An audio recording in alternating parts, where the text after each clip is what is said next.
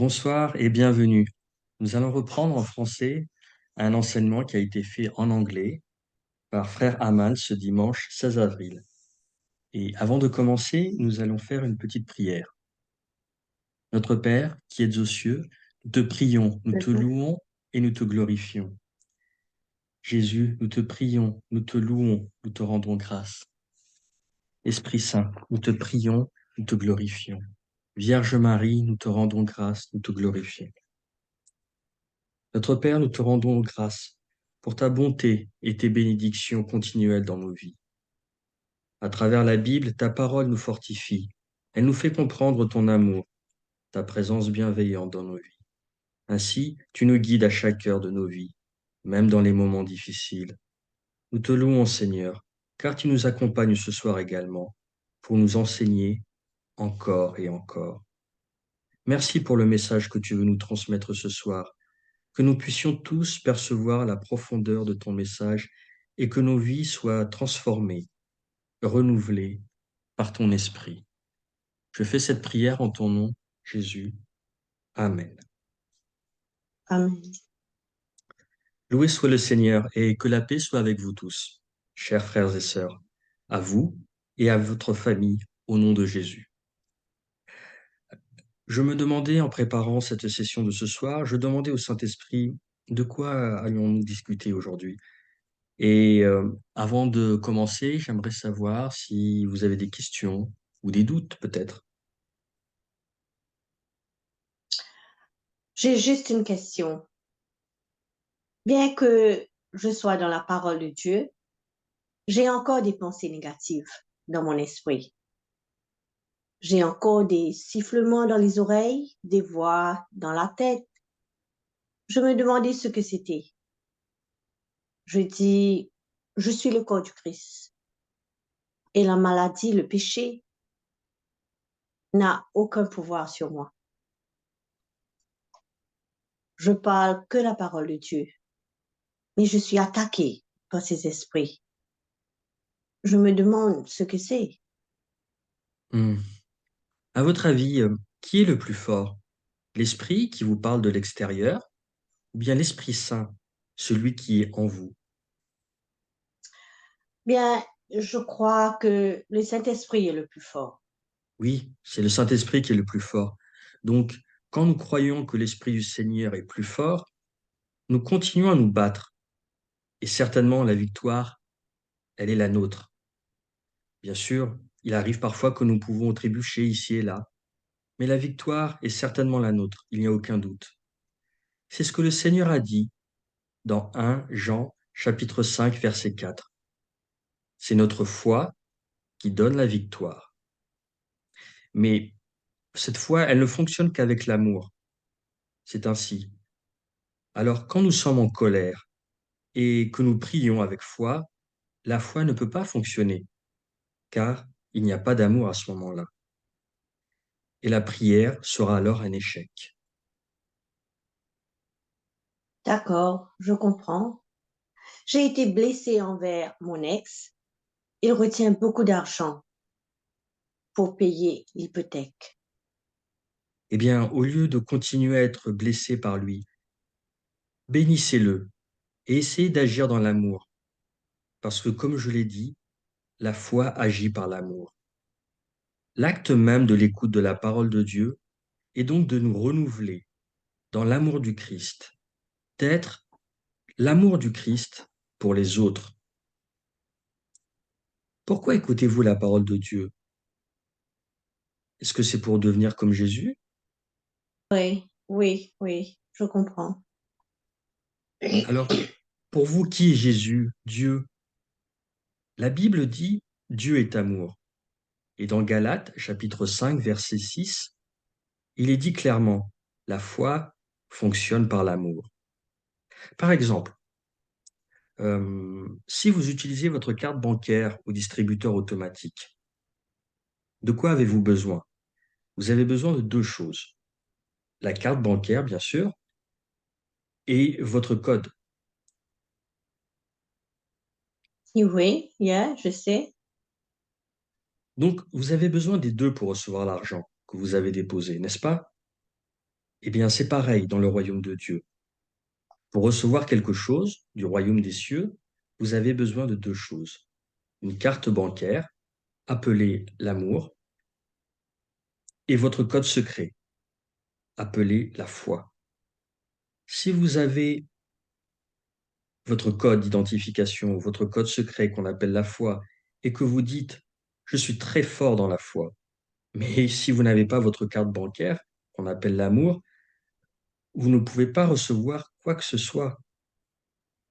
Alors, tant que vous êtes offensé, tant que vous avez du ressentiment, de la colère, ou alors si vous éprouvez de l'orgueil ou de l'inimité, vous ne pouvez rien attendre de Dieu.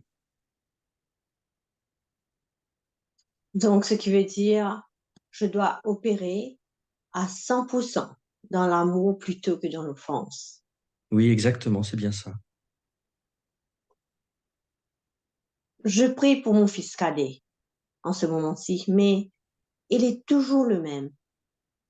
Je sais que je ne peux pas dire ce que je vois, mais je veux qu'il change.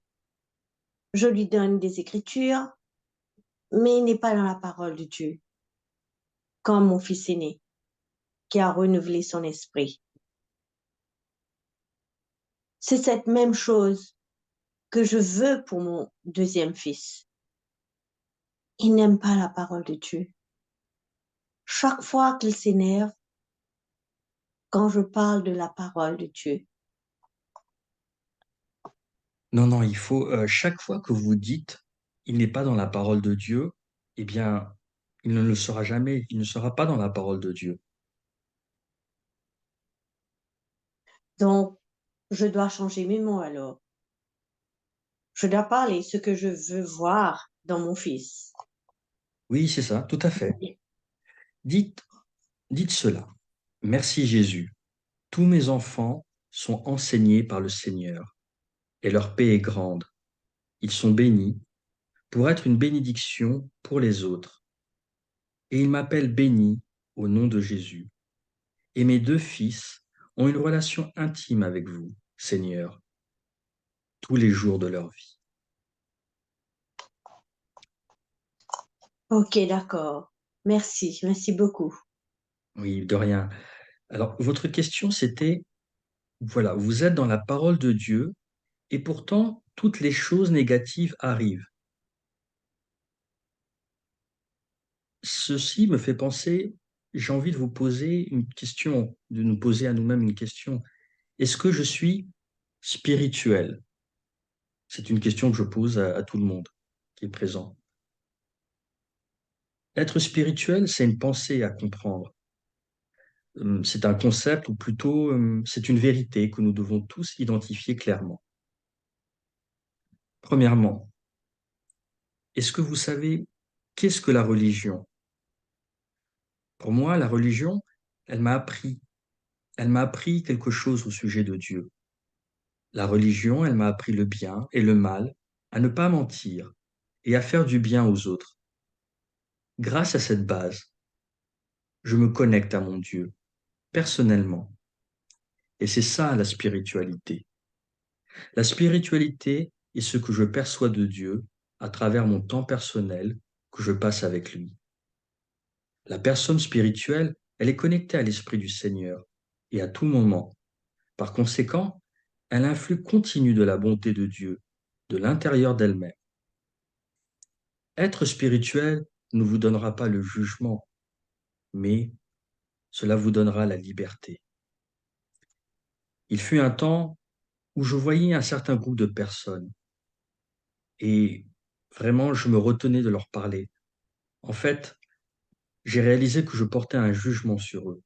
J'ai senti que ce qu'ils faisaient n'était pas correct.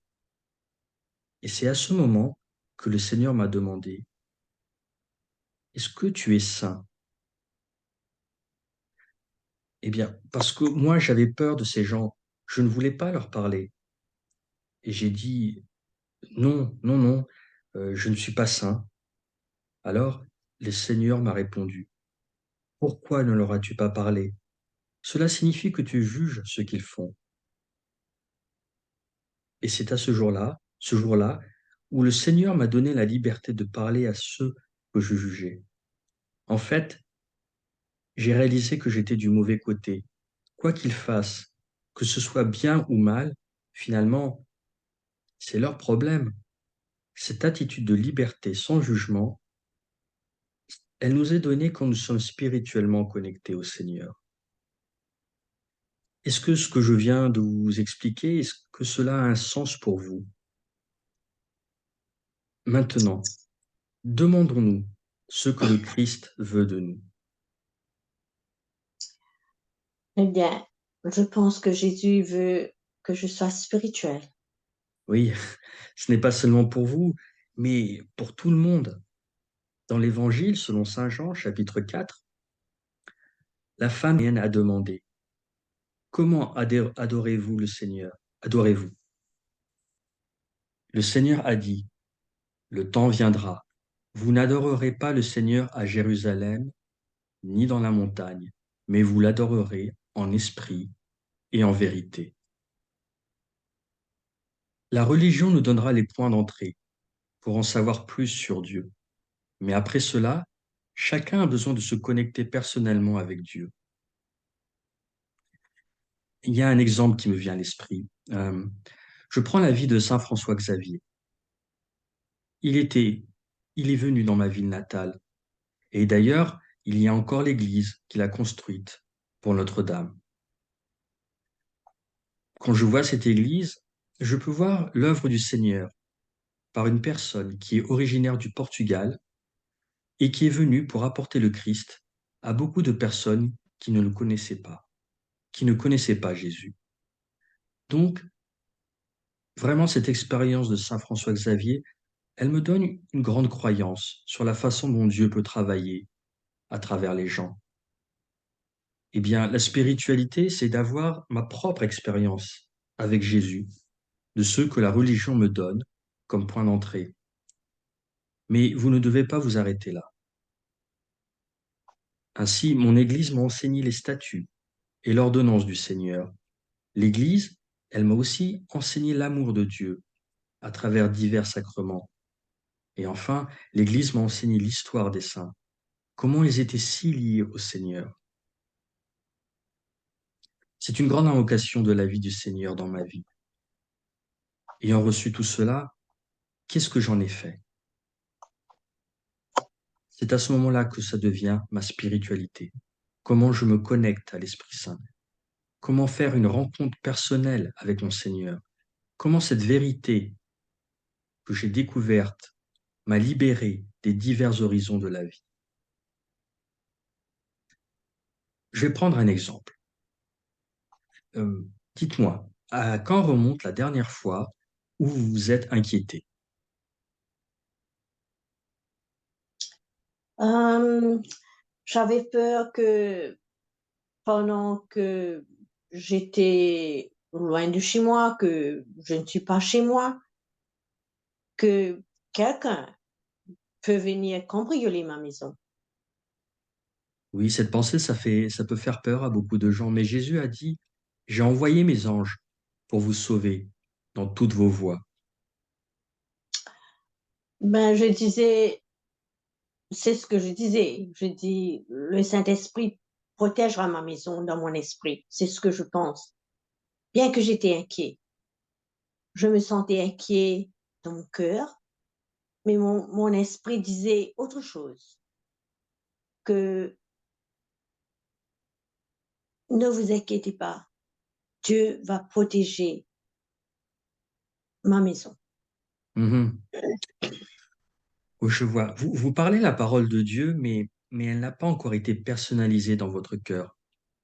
Ainsi, lorsque vous l'avez personnalisée, vous vous êtes alors libéré de l'inquiétude, parce que vous savez, vous reconnaissez et vous avez l'assurance que Dieu vous protège, vous et vos biens, parce que vous êtes la fille du Dieu le plus grand. Vous dites toutes les prières, ok, mais vous êtes toujours inquiète. Quand vous êtes spirituel, cela signifie que votre connexion personnelle, votre rencontre personnelle, votre propre expérience, votre connexion personnelle est intense avec votre Seigneur.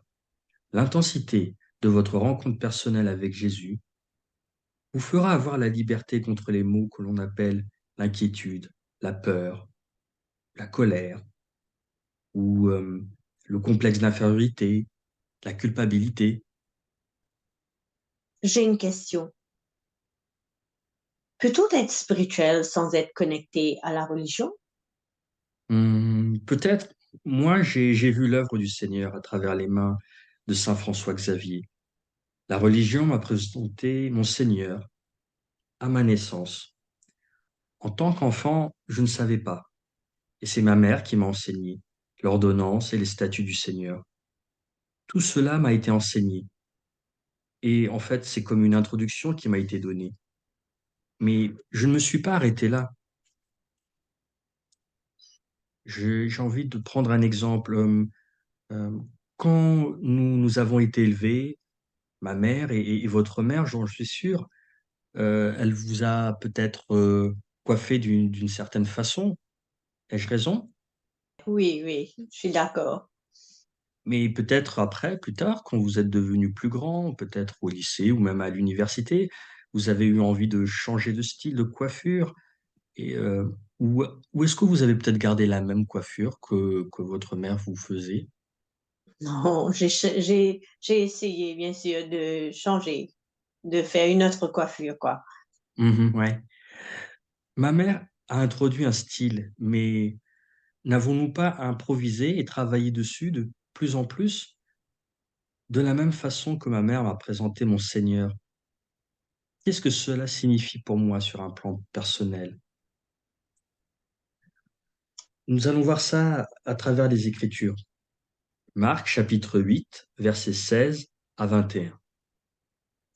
Les disciples raisonnaient entre eux et disaient, c'est parce que nous n'avons pas de pain. Jésus, l'ayant connu, leur dit, pourquoi raisonnez-vous sur ce que vous n'avez pas de pain? Êtes-vous encore sans intelligence et ne comprenez-vous pas? Avez-vous le cœur endurci? Ayant des yeux, ne voyez-vous pas? Ayant des oreilles, n'entendez-vous pas? Et n'avez-vous point de mémoire? Quand j'ai rompu les 5 pains pour les 5000 hommes, combien de paniers pleins de morceaux avez-vous emportés? 12, lui répondirent-ils. Et quand j'ai rompu les 7 pains pour les 4000 hommes, combien de corbeilles pleines de morceaux avez-vous emportés? 7, répondirent-ils. Et il leur dit, ne comprenez-vous pas encore? Ici, Jésus pose une question. Ne comprends-tu pas? Ne comprenez-vous pas encore? Es-tu un parmi les 5000 hommes présents, ou toi parmi les 12 disciples? C'est pourquoi Jésus demande aux disciples, vous avez vu ma puissance, mais n'avez-vous pas encore compris ce qui s'est passé?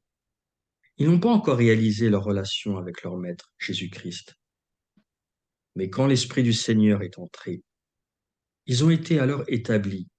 Et si vous voyez même dans le premier livre des Actes des Apôtres, apôtres 2 ou 3, ils ont clairement dit, nous avons documenté ce que nous avons vu et expérimenté avec notre Seigneur Jésus-Christ alors qu'il était là, avec nous, sur cette terre. Si vous allez dans l'évangile de selon Saint Jean, chapitres 14 et 16, le Seigneur parle entièrement de l'Esprit Saint dans ces 2 chapitres, parce qu'il connaît l'homme par sa propre nature charnelle, il sait qu'il échouera. Il ne peut pas être spirituel sans l'Esprit du Seigneur. Et c'est pourquoi il a donné cet esprit. Cet esprit, c'est une aide, un conseiller. Quand il a donné le conseiller, c'est là qu'il nous aide et qu'il vous aide à comprendre. Revenons à l'exemple dans l'Évangile selon Saint Jean, chapitre 4, verset 19. La question est posée ainsi. Les pharisiens ont vu Jésus. C'est une question que je vous pose. Les pharisiens ont vu Jésus, mais l'ont-ils considéré comme un prophète. Non, non. Et pourtant, il connaissait bien la Bible, n'est-ce pas? Oui, ils étaient religieux. Mais est-ce qu'ils essayaient de juger? Eh ben, oui. Comment pouvez-vous faire, pardon, de bonnes choses le jour du sabbat? C'est la question qu'on a posée à Jésus. Et Jésus a dit, je suis le Dieu du bien. De ma bonté, je voudrais aller chercher les brebis perdues, que ce soit le sabbat ou un autre jour. Et c'est encore très clair dans Jean chapitre 4, verset 19. Seigneur, lui dit la femme, je vois que tu es prophète. La première qualité d'une personne spirituelle, c'est qu'elle commence à percevoir. C'est sa propre expérience personnelle, son intérêt personnel et sa propre implication dans cette relation qu'elle a avec son Dieu. Si vous voyez jusqu'au 19e verset, cette dame parlait d'une nature charnelle et elle continuera ainsi à lui parler. Elle lui dit, vous êtes juif, je suis une Samaritaine, comment pouvez-vous me parler?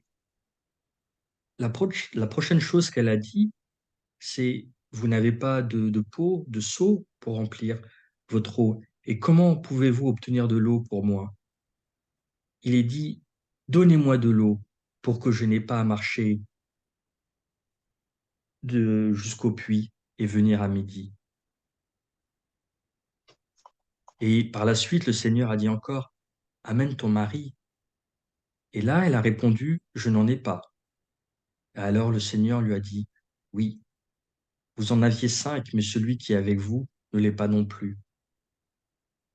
Au moment où Jésus, lui, lui a fait réaliser la façon dont elle vivait, elle a alors reconnu ses erreurs.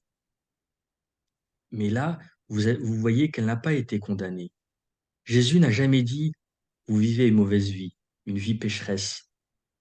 Jésus, lui, il n'a porté aucun jugement. Et au moment où Jésus lui a parlé, une grande conversion s'est opérée en elle. Nous le voyons dans le verset 19. C'est pourquoi elle lui a dit, vous êtes un prophète. Après cela, nous voyons leur conversation, elle change complètement. On passe d'un domaine physique et cela se transforme et va dans un domaine spirituel. La question suivante dans les versets 20 et 21 de la femme cananéenne, elle demande, elle demande au Seigneur, où adorons-nous? Imaginez le contenu de son discours, sa communication avec le Seigneur. Vous voyez comment ça change soudainement de perspective terrestre vers une perspective complètement spirituelle. Saint Paul, lui, quand il est tombé de cheval, quelle a été sa prière? Seigneur, dis-moi, que dois-je faire pour toi? Alors, oui, nous prions beaucoup, et la plupart du temps, nous nous attendons à recevoir des gens. Que pouvez-vous faire pour moi? Mais une personne qui vit une expérience réelle, une connexion avec l'Esprit Saint, son esprit coule en elle. Elle rencontre personnellement le Seigneur. Et alors, ayant reçu cette liberté du Seigneur, sa prière sera toujours, Seigneur, s'il te plaît, dis-moi ce que je dois faire pour toi. C'est le plus grand changement que nous voyons chez une personne. La femme, est-ce qu'elle a compris que Jésus est le Messie? Oui. Si vous allez à Jean chapitre 4, elle dit, je sais que lorsque le Messie viendra, il nous enseignera toutes ces choses. Et le Seigneur a dit que la personne qui vous parle, je suis lui. C'est ce qu'il a dit. Et au moment où le Seigneur a dit ça, je suis lui, vous voyez sa réaction. Elle a laissé son pot d'eau là sur le sol et elle est retournée dans la même ville et elle a apporté toute la ville au Seigneur. Elle a réalisé, elle a compris qui était Jésus. Revenons au chapitre à Marc chapitre 8, versets 16 et 22 que nous étions en train de lire, les disciples, étant avec lui, ne comprenaient pas. La première qualité majeure pour être spirituel, c'est de comprendre mon Seigneur personnellement. L'heure arrive maintenant. Les gens qui cherchent le Père doivent l'adorer en esprit. Ils doivent adorer en esprit et en vérité. Et la femme lui a dit, je sais que le Messie, qui est appelé Christ, arrive. Quand il viendra, il dira toutes choses. Jésus lui dit, moi qui te parle, c'est lui. Alors la femme quitta son bocal d'eau et s'en alla en ville et dit au peuple, viens voir un homme qui a dit tout ce que j'ai fait. Est-ce que cela peut être Christ? Ce moment, cette compréhension que le Christ est celui qu'elle était prête à laisser quand elle a laissé sa jarre qu'elle portait jusqu'ici. Pour beaucoup de gens, cette jarre peut représenter l'inquiétude. Pour beaucoup d'autres, elle peut représenter la peur, l'anxiété, la colère ou la culpabilité, un complexe d'infériorité ou peut-être même la maladie, la pauvreté. Elle peut représenter différentes choses, peut-être aussi le rejet, le sentiment d'avoir été utilisé, d'avoir été trompé. Elle a quitté tout ça et elle est retournée voir les mêmes personnes qui l'ont rejetée toute sa vie. Alors nous allons aller au psaume 136. Louez l'Éternel, car il est bon, car sa miséricorde dure toujours. Louez le Dieu des dieux. Louez le Seigneur des seigneurs. Celui qui seul fait de grands prodiges. Celui qui a fait les cieux avec intelligence. Celui qui a étendu la terre sur les eaux. Celui qui a fait les grands luminaires. Le soleil pour présider au jour. La lune et les étoiles pour présider à la nuit. Celui qui frappa les Égyptiens dans leur premier-né et fit sortir Israël du milieu d'eux, à main forte et à bras étendus. Celui qui coupa en deux la mer rouge, qui fit passer Israël au milieu d'elle, et précipita Pharaon et son armée dans la mer rouge. Celui qui conduisit son peuple dans le désert, celui qui frappa de grands rois, qui tua des rois puissants.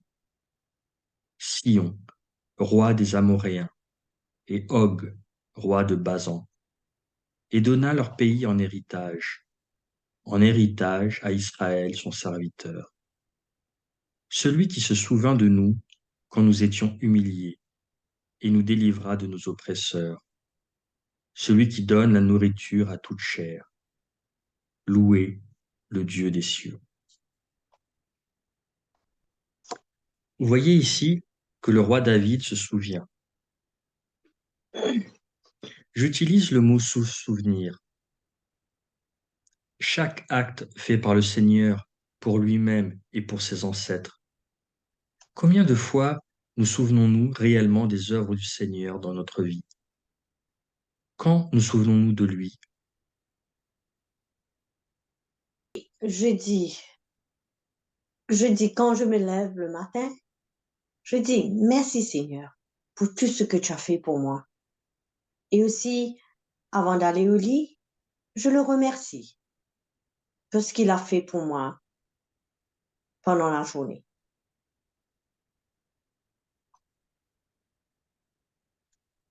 Mhm. D'accord, c'est très bien. Quand quelque chose ne va pas ou que quelque chose dans notre vie ne va pas comme prévu, est-ce que nous pouvons quand même louer Dieu comme David? Par exemple, disons que vous êtes allé à une entrevue pour un emploi, un nouveau poste, et vous n'avez pas obtenu ce poste. Est-ce que vous pouvez dire merci Seigneur? Merci, je n'ai pas réussi cette entrevue, cette interview, parce que tu as de grands projets pour moi, Seigneur. Et je te remercie aussi pour le poste que j'ai actuellement. Vous m'avez donné de quoi manger et je vous remercie pour l'emploi que j'occupe actuellement. Et également, vous m'avez donné de bons collègues afin que je puisse leur donner votre amour. Et est-ce que nous pouvons dire aussi qu'il il y a beaucoup de gens, vous savez, qui aspirent à un emploi et qui n'en ont pas. Mais vous, Seigneur, vous m'avez donné un emploi et vous avez pris soin de tous mes besoins. C'est vraiment important de pouvoir remercier le Seigneur dans toutes les circonstances. Quand nous parlons de la création de Dieu dans notre vie et comment il prend soin de nous, j'ai envie de vous donner un exemple tiré de ma propre vie. Euh, Quand ma mère est morte, j'ai dû prendre l'avion. J'ai pris donc un billet d'avion et pendant mon voyage, durant le vol, une chose très étrange s'est produite. L'Esprit Saint m'a rendu reconnaissant pour le don de ma mère, pour les 36 dernières années, au lieu au lieu de vivre le deuil. Oui, j'étais triste, mais pendant le voyage, le Saint-Esprit m'a donné un état d'esprit pour le remercier. Il m'a appris à me rappeler qu'il y a tant d'enfants qui n'ont jamais vu le visage de leur mère. Il y a beaucoup d'autres enfants qui n'ont vu leur mère que pendant 5 ans, peut-être. Beaucoup ont vu leur mère peut-être pendant 10, 15, 20, 25, 30. Mais pour moi, mon Seigneur, il a été tellement miséricordieux de faire l'expérience du Christ pour moi. J'ai vécu l'amour de mon Dieu à travers ma mère pendant 36 ans. Et c'est pourquoi, lorsque, lorsque nous nous attachons à l'Esprit du Seigneur, il nous fait nous rappeler ce que le Seigneur a fait pour nous dans notre vie. Oui, même dans une situation très négative, comme celle que je viens de vous décrire. Et ça, c'est le prochain attribut majeur d'une personne spirituelle. En disant cela, bien sûr, je ne prétends pas être très spirituel, hein, ce n'est qu'un exemple. Ensuite, c'est aussi ma rencontre personnelle avec mon Dieu. Allons à Jean chapitre 6, verset 46. Personne n'a vu le Père, sauf celui qui vient de Dieu. Il a vu le Père. Voir le Christ, voir Dieu le Père à travers le Christ. Donc, quand je peux voir le Christ dans ma vie, c'est quand j'opère dans l'amour. Donc, je m'en occupe. J'opère toujours dans l'amour. Dans Actes, chapitre 6, versets 55 et 56, il est écrit, mais rempli du Saint-Esprit, il regarda le ciel et vit la gloire de Dieu. Et Jésus se tenait à la droite de Dieu. Regardez, dit-il, je vois les cieux ouverts et le Fils de l'homme debout à la droite de Dieu. Ici, il y a une question qui se pose. C'est dans ce passage, c'est Stephen oui, Stephen qui est lapidé par d'autres personnes. Nous voyons que même lorsque des pierres sont lancées sur lui, il est capable de voir Jésus debout à la droite du Père. Donc, le prochain critère majeur d'une personne spirituelle est lorsque, même quand des choses négatives sont dites sur elle, quand des choses négatives se produisent dans sa vie, dans sa famille, ou pour ses enfants, est-ce que cette personne est encore capable de voir et de regarder le Seigneur et de faire l'œuvre du Seigneur pour son royaume? Ou bien est-ce que cette personne va rester assise dans sa maison en pensant à elle-même, en pensant à pourquoi? Pourquoi Seigneur? Où est-ce que je me suis trompé?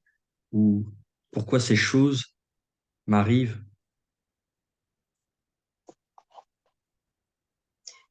Matthieu chapitre 5, verset 8. Heureux les purs et les cœurs, car ils verront Dieu. Ainsi, La pureté vient avec ma condition, la condition de mon cœur, où je dis Seigneur, que vous êtes mon tout. Quand j'opère dans l'amour, c'est avec un cœur le plus pur. Saint Stéphane avait un cœur pur, parce que même à ce stade, il a dit, Seigneur, pardonnez-leur. Ne mettez pas cette culpabilité sur eux comme Jésus, comme Christ, quand il était dans l'agonie de la douleur et de la mort. Mais il a pu intercéder pour eux, pour dire, Seigneur, ne mettez pas cette culpabilité sur eux. Il a pu voir le Christ. Ainsi, une personne spirituelle, même lorsqu'elle est frappée par différentes situations, différents problèmes dans sa vie, elle pourra quand même voir le chemin. Jésus veut qu'il ou elle marche dans sa vie. J'ai une question. Est-ce que la religion, c'est comme aller à l'église pour se confesser ou dire des neuvaines et toutes ces choses? Euh, Est-ce important d'aller à la messe et à la confession? Oui, bien sûr, certainement, mais vraiment sans aucun doute. Mais lorsque vous allez à la messe, ce qui est important, c'est votre rencontre personnelle dans cette messe, qui fait de vous une personne spirituellement liée à Dieu. Oui. Eh bien oui, parce que je disais aux gens qu'ils allaient à l'église, vous écoutez la parole, vous écoutez ce qui est dit et vous revenez. Et si vous n'avez reçu aucune connexion avec Dieu, mais vous devez être spirituellement connecté quand vous entrez dans la parole de Dieu et quand vous êtes né de nouveau. Oui, tous ceux qui ont renouvelé leur esprit, selon la promesse de Dieu, sont nés de nouveau. Exactement. Et, Yeah, exactement. et ça ne s'applique pas seulement à certains secteurs, certaines parties du christianisme, mais ça s'applique à tout le monde. Parce que parfois, les gens pensent qu'être né de nouveau, c'est un mot, un concept très sophistiqué, et cela n'appartient pas aux catholiques. Je suis désolé de vous le dire, mais Jésus a-t-il dit à Nicodème que vous devriez être non catholique pour naître de nouveau? Donc, nous devons aller à l'église et recevoir la communion et aussi aller nous confesser. Oui, Jésus dit dans Jean chapitre 6, verset 56, il mange mon corps et boit mon sang. Celui qui mange mon corps et boit mon sang aura la vie éternelle. A-t-il dit cela? Oui, oui, il a fait, il l'a fait. Et ce n'est pas une célébration eucharistique. Je reçois ce qu'il a dit dans Jean chapitre 6. Nous, les catholiques, nous avons le grand avantage d'avoir à la fois la parole de Dieu, la promesse de Dieu et l'Eucharistie. Oui, parce que là, je commence à être confuse. On m'a dit dans mon étude biblique que la religion est juste comme un devoir. La religion m'a présenté mon Dieu, vous voyez, mais ce qui me rend spirituel, c'est ce que j'ai besoin d'acquérir. C'est une expérience personnelle avec mon Dieu. Quel est le message que j'ai reçu aujourd'hui à la messe? Je suis allé avec un cœur lourd pendant la consécration du Sainte-Eucharistie. Je lui ai remis tout ce qu'il y avait dans mon cœur, dans le calice. Alors, que s'est-il passé? Eh bien, tout comme la dame avec des pertes de sang qu'elle avait pendant 12 ans et qui allait dans la foule avec une grande foi pour toucher Jésus. Alors moi, moi aussi, quand je suis allé avec ma maladie, avec mon fardeau dans mon cœur et que j'ai déposé tout cela dans le calice au moment de la consécration de la Sainte Eucharistie, et que j'ai reçu la guérison dans la foi. Si j'ai donné ma maladie, je sais que je recevrai la guérison. Et si j'ai donné la peur, je recevrai le courage du Seigneur dans ma vie. Tout ce que je donne à Jésus a été béni. Vous donnez par exemple 5 morceaux de pain et 2 morceaux de poisson, et Jésus, lui, a pu nourrir 5 000 personnes. C'est donc ma transformation personnelle qui se déroule dans l'autel de mon cœur, entre moi et mon Seigneur. Et ça se passe dans la sainte célébration eucharistique.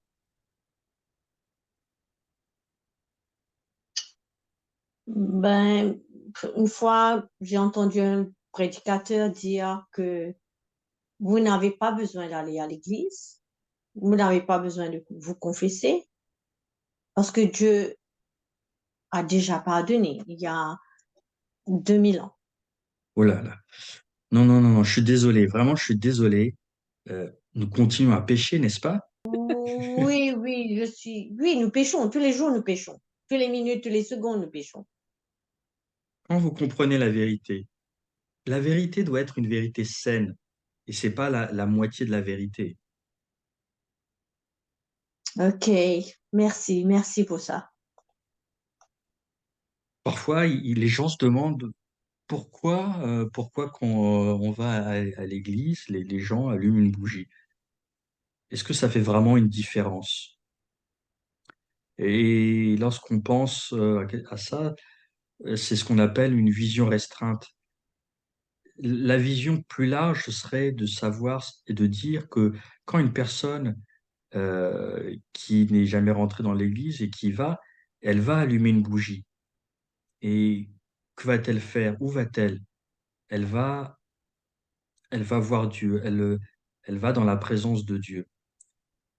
Et peut-être même qu'il y a des témoignages de personnes qui ont eu une rencontre personnelle quand ils sont allés là-bas allumer une bougie pour se trouver en présence du Seigneur, pour toucher le Seigneur. Ils ont eu une rencontre personnelle et leur vie a totalement changé.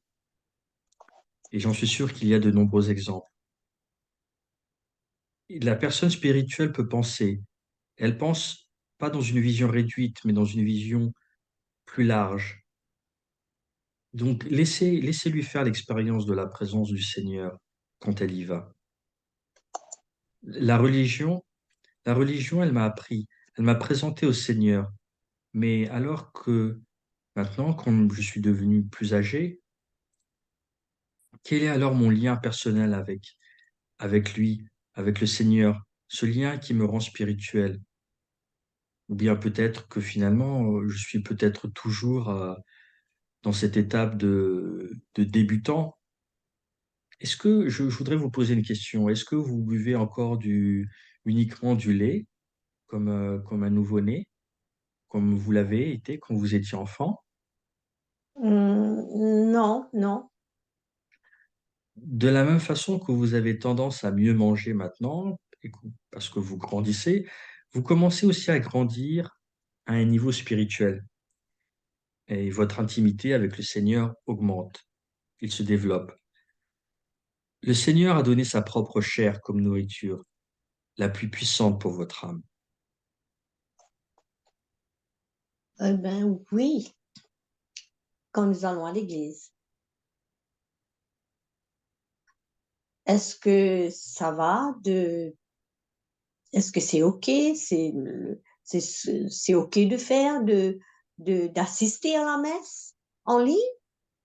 Je sais que pendant le confinement, nous avions l'habitude d'entendre la messe en ligne sur YouTube. Eh bien, j'aimerais vous poser une question. Est-ce que vous aimeriez faire des achats en ligne ou des achats en magasin lorsque vous avez besoin d'acheter du maquillage, par exemple? Non, je préfère des achats en magasin. Je préfère aller au magasin pour faire mes achats. Ben voilà, quand vous voulez faire une rencontre personnelle, je vous invite à aller à l'église. Nous allons continuer sur le même thème la prochaine fois. Voilà, nous allons terminer et par une prière.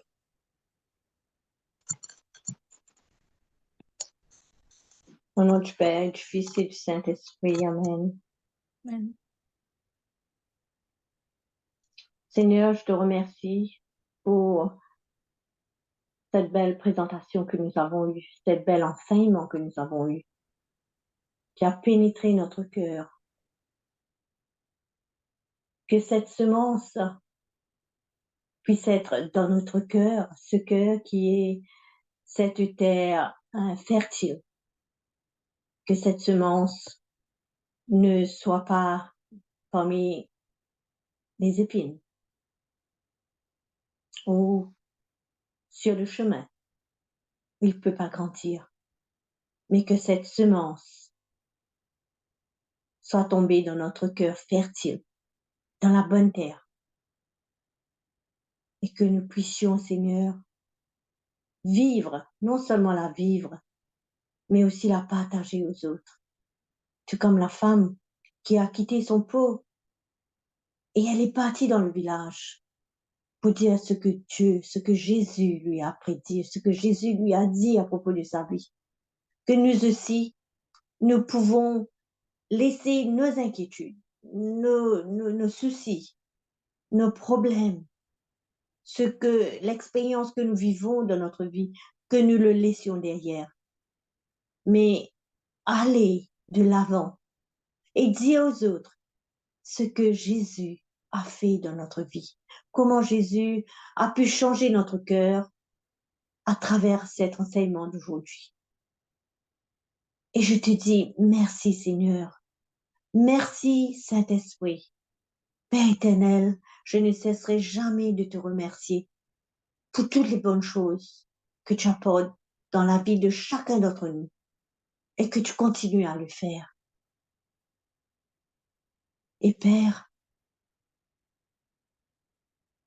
pour te montrer à quel point tu es important dans notre vie, à quel point nous reconnaissons que tu es notre Créateur. Tu es celui qui nous donne tout ce que nous avons besoin. Et nous disons ensemble le Notre Père, la prière que Jésus lui-même, il a enseignée à ses disciples. Notre Père, qui es aux cieux, que ton nom soit sanctifié, que ton règne vienne, que ta volonté soit faite sur la terre comme au ciel.